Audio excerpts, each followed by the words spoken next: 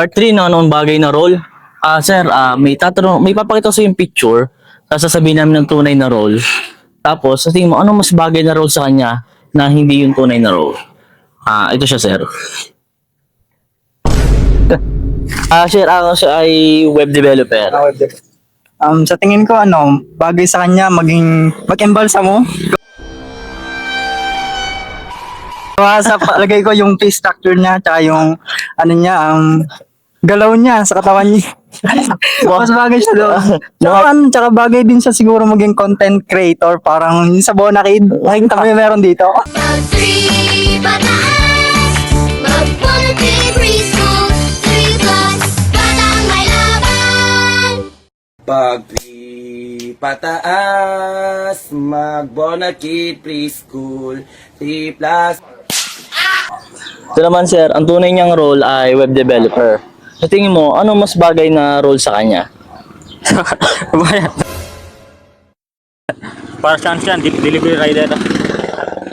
Delivery rider? Oo. Bakit? Ano siya, para siyang nakasila ng maraming order. Nakasila mga... Sa tingin mo, ano mga dinideliver niya lagi? Siguro mga semento. Ganun. Semento daw. Ito naman, sir, ang tunay niyang role ay web developer din. Sa tingin mo, sir, anong mas bagay na role sa kanya?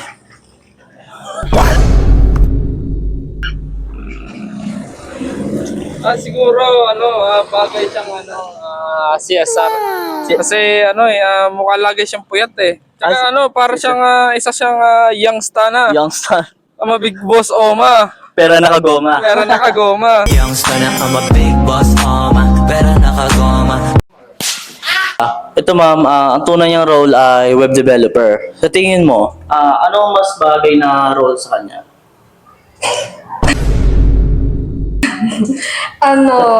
Feeling ko vlogger kasi parang may kamukha siya si Kong TV.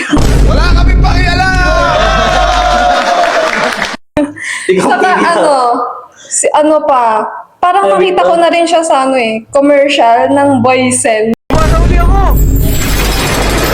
Bakit nakakulong uli ako? Alin doon? Ayun, yung Nasa kulungan? Selson. Nasa kulungan daw. Meron pang isa, si Sid dun sa Ice Age.